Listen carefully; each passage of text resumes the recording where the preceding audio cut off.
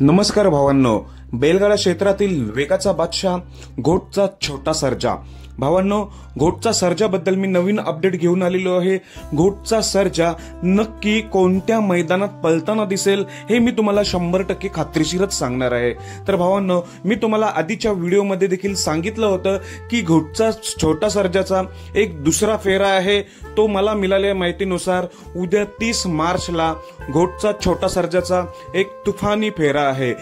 पहिला एक फेरा झाला होता 4 दिवस आधी, तो निनाम सुंदर सोबत घोटचा छोटा सर्जा आपल्याला तुफानी फेऱ्याच्या स्वरूपात आपल्याला दिसले होते आणि दुसरा फेरा असणार आहे उद्या 30 मार्च रोजी। मग आता मैदानात कधी, मी तुम्हाला मागच्या व्हिडिओत सांगितलं होतं की पहिल्या आठवड्यात नक्कीच दिसणार। तर भावांनो, एक बिंजोडचं मोठं मैदान आहे, ते नामांकित तुम्हाला माहिती आहे, ते पनवेल मधलंच मैदान म्हणजेच 4 एप्रिलला ओवले मैदान आहे। ओवले बिंजोड फाटीचं मैदान आहे 4 एप्रिलला आपला घोटचा सर्जा त्या मैदानात 100% पळताना दिसेल आणि एक प्रेक्षणीय लढत बघायला मिळणार आहे। पैरा देखील टॉपच आहे घोटचा सर्जाचा।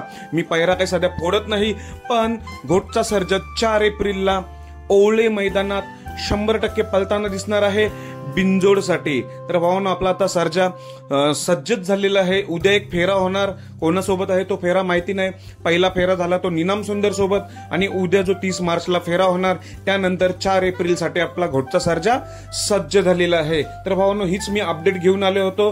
त्याच्यानंतर मी आता नवीन अपडेट घेऊन येतोय। नानांचा तेजा नक्की कधी दिसेल, कोणत्या मैदानात दिसेल, भुंगा कधी दिसणार आहे, तो कोणत्या मैदानात दिसेल, तसेच बकासूर बद्दल अपडेट लवकरच घेऊन येतोय। त्यासाठी चॅनलला सबस्क्राईब करून ठेवा।